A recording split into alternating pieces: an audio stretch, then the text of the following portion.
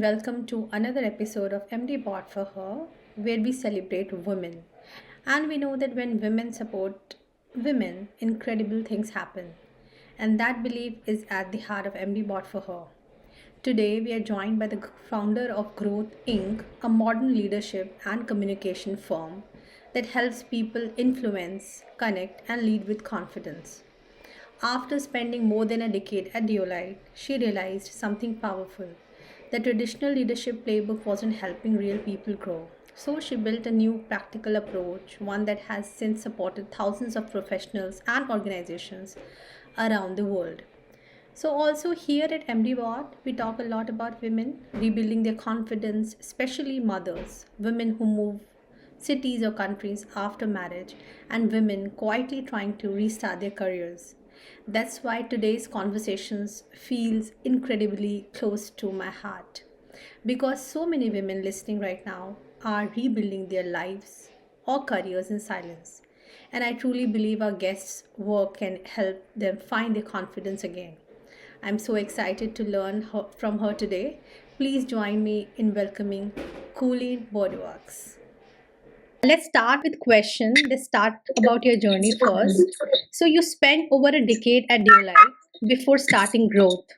As a woman in leadership, was there a specific moment you felt there has to be a better way to lead than this? Yeah. As I was growing my career, I always felt a lot of pressure to be perfect, to fit the professional mold, that if I colored outside of the lines in a sense, that I would not be taken seriously as a professional. And I think as I kind of advanced in my leadership journey, I started to realize that was harming my confidence, my ability to show up authentically, and also sort of felt as though I was experiencing a privileged taste of it. If I felt that way in my situation, I can't imagine how people who fit the mold even less than I did felt, and just recognized we had a real problem there. And I ended up taking a 6-month sabbatical to sort of reconsider my career and do some research on that. And I started to realize that what I thought was, maybe kind of a niche challenge was actually something that nearly every single woman I spoke to felt in sort of really structured corporate environments. Yeah. And the research that I did, I love to share. I discovered research that talked about how women reach peak confidence at age 9. So It's because it's a age when you really start to internalize messages that are sort of biased, and to teach women to sort of look to others to validate their worth, and index a lot of their value on factors that ultimately don't mean a lot and don't translate to success, right? And I also learned that in many career paths, women start with a deficit of confidence, but they still have the desire and ambition to reach the highest levels of leadership, but they lose that within 2 years because something's happening. And I saw my own story in that, and founded Growth Inc. On the side of my desk at Deloitte as a way of exploring this issue and seeing how I could make a dent in it. And over time, that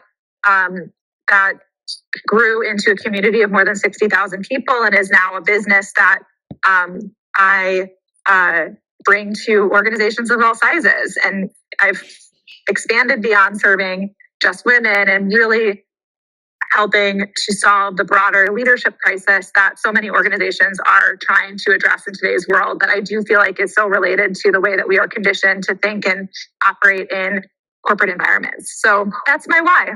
that's great. That's amazing because that moment of questioning the system must have taken a lot of courage. It's not easy to challenge something we have grown up believing is the right way.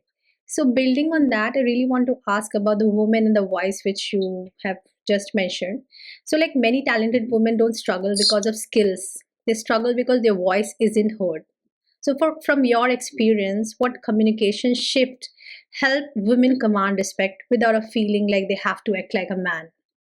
Yes. So I'll tell you a story that answers this question. I did a workshop with women who knew they were excellent at what they did. They were PhDs, they were leaders in their fields, they had achieved lots of success in their careers. And they all said some version of, I am afraid to say that I am even good at what I do. And that fear was coming from conditioning that if you own your value, you're aggressive, you're too big for your britches, you will be disliked, that will put your career at risk. And the next day I got on a call with a 27-year-old new MBA at Deloitte who told me that he had read up on my practice, loved it, and was confident that he could succeed in any position that I would put him in. And the juxtaposition between those two conversations was wild to me. And it really helped me see that this concept of how you show up and communicate your value is so critical to advancing while I get my baby's chew toy off the ground, advancing in your career, in the ability to help other people see that you believe that you can help them matters just as much, sometimes if not more, than your experience. Okay. And there's research on that around, like, we look for self-efficacy in others. And so we're training women to show up in ways that demonstrate they lack self-efficacy, and then they're not getting roles and opportunities that they truly deserve and could really do well in. There's other reasons that women don't get those roles, but I'm like, that's an area that I think I can help with.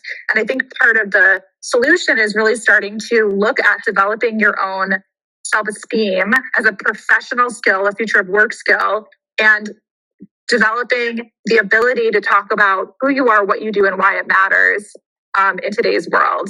And I love to tell women that reframe the idea that it is humble to downplay your value and your worth. And instead, tell yourself it's selfish to do that, because it puts the work on other people to infer your value and do all that work, and then blames them when they don't get it. And so even if you're afraid it'll make you less likable, it's actually a service to the people that can benefit from what you are so good at and are looking for your help. Exactly. Seriously, I love that perspective because it's so empowering, because it shows we don't have to change who we are, just how we express ourselves. Yeah. So and that actually connects to something I see a lot with mothers too. So we'll talk about mothers and their confidence. So confidence and visibility can feel really hard for mothers returning to work or starting something new, which I have myself felt. So what would you say to a woman who keep waiting until they feel ready enough to lead? So I am a new mom. This is my baby. He's 7 months old. And I built a lot of my career before becoming a mom. So I definitely have a different journey. But I think the first thing is recognizing that, like, your constraints on your time, your attention, your energy as a mom does not make you less capable, less professional in any way. I think those constraints are challenging in environments that are designed for men with stay-at-home wives and don't understand and think through the talent who happen to be parents with caregiving responsibilities. That's an entirely separate conversation. But one thing that I noticed even in myself as I became a mom, started to almost apologize for it by default. And then thought to myself, how insane is that we can allow ourselves to believe that growing an entire human being in your torso makes you less strong, less powerful, right? And so I think for me, starting to reframe the fact that, like, I have the focus and the purpose to do great work, even more so than I did before kids, and just remembering that it can truly be an advantage. And I think I work for myself and I have full agency over my time. So it's easier for me to use that as an advantage. I'm not constantly negotiating boundaries and needs with a manager who doesn't get it. Yeah. So it's a different experience. But I think that the number one mindset shift is like in absolutely no way does becoming a mother make you less capable, less reliable, and less sort of powerful at what you do. 100%. True that. And that really resonates with me personally. As a mother and founder myself, we are always waiting to feel ready. And honestly, that day rarely comes. So it brings, like, we're talking about leadership itself. So I'll talk about leadership and communication now. So you often say that leadership is really a communication challenge. So what's one everyday communication mistake even smart, high-performing professionals keep making? So I think it's putting the work on other people to hear you instead of developing the skill to capture attention and create messages that make it very easy to understand you.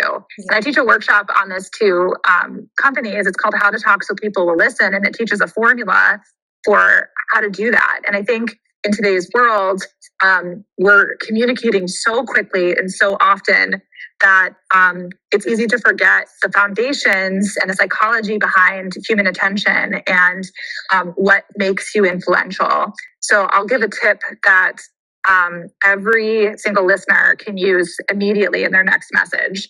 And the tip is to use a hook in any message with a difficult stakeholder or a group that you need to influence. And the hook is purely to shake them out of samey same, because they're expecting to tune you out within 2 seconds.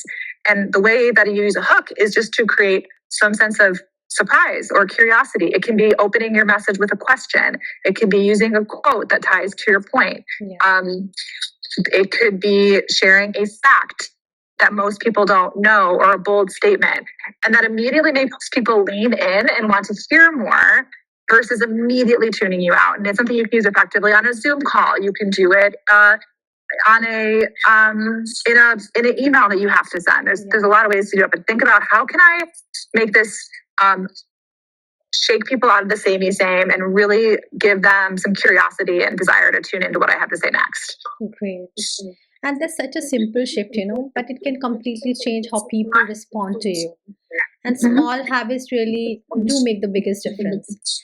Now we'll talk about something like AI, which is affecting the world and everything all around. So we'll talk about technology plus AI, because mostly when I talk about in my podcast, I talk about AI technology and it is affecting the world, the jobs and everything around. So can you tell me the impact? Like today's we're seeing AI tools, remote work and digital platforms changing how teams interact. So how do you think technology is reshaping leadership and communication in the modern workplace? Yeah. So I think there's a couple of things happening, but in my experience, I think it is making it easier to be an excellent communicator, and it's also making it easier to sound like a robot.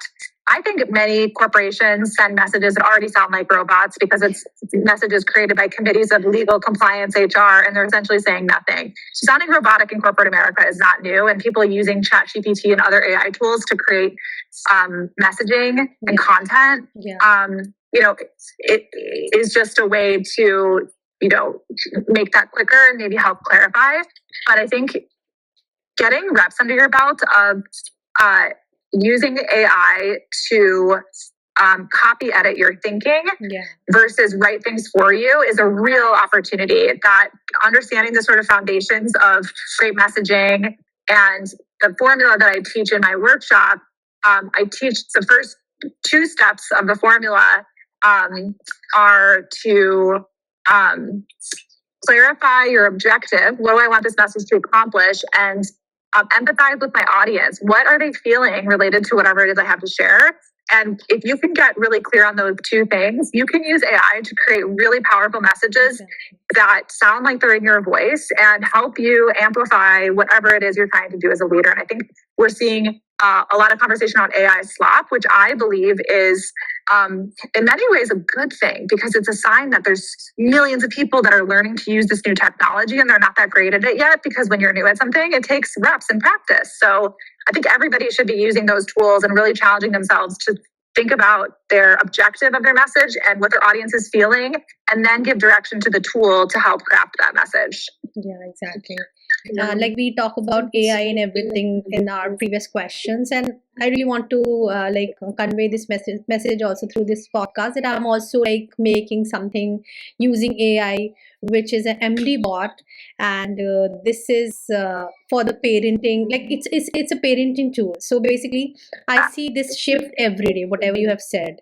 So now we'll talk about something about, like, you have a founder mindset. So I really want to talk about your growth journey. So you built your growth Inc. from a small side project into a large community. What small, scrappy steps help you grow without waiting for perfect time? Yes, so I think that remembering everybody starts in the same place, and I call it, and excuse my French in advance, but it's the throw shit at the wall and see what sticks stays. So figuring out what is the problem that you're really interested in solving, finding people who have that problem, and figuring out how to talk to as many of them as you can. And then be willing to sort of take an experimental mindset on how you approach solutions. And it might be beta testing, a learning experience. That's what I did. I brought people together in kind of a mastermind format. And you will learn faster by taking imperfect action, getting feedback, and then adjusting than you ever will trying to think your way into a perfect plan and a perfect offering. So I think it's a huge departure from how we're taught to think in corporate roles, which is bulletproof everything, be perfect. The idea that you would roll something out that's not perfect, or that you would be rolling something out with the expectation that you will get feedback for improvement is, I think, a huge shift that I had to make. And I'm so glad that I did years ago, because it makes it so much easier to do anything in this sort of rapidly changing world that we live in. So that would be my first tip. Yeah, that's our main tip. That's great. I'm just asking you this final question. This is my last question. And if like just discuss this also. If a woman listening today wants to take one bold step towards leadership or building something meaningful starting tomorrow morning, so what will be your advice for her? I think I have two pieces of advice. I think the first is, remember that if you don't believe in yourself, nobody else will. Exactly. Right? So work on your self-belief and tell yourself every morning, if I don't believe in myself, how in the world can I expect anybody else to? And second is, go where you have energy. I think it's very easy to try to intellectualize everything we're doing and try to do what is most strategic, logical thing. But I think trust your intuition and what you're excited about and energetic about, because it'll be 1,000 times easier to do it. And people feel your energy. If you are excited and you're interested, it's going to come across in everything that you're doing. It's going to make it easier to build a community around the problem you're solving. And we need people that are doing things differently. And if you're excited about something that hasn't been done yet, that doesn't mean you're crazy. It just means you're the first. Yeah. And now you can see that that's such a powerful note to end on. And thank you so much for your wisdom, your honesty, and for the work you're doing to help leaders, and especially women, find their voice and confidence. And it's been such a beautiful conversation, Colleen. Likewise. Thank you so much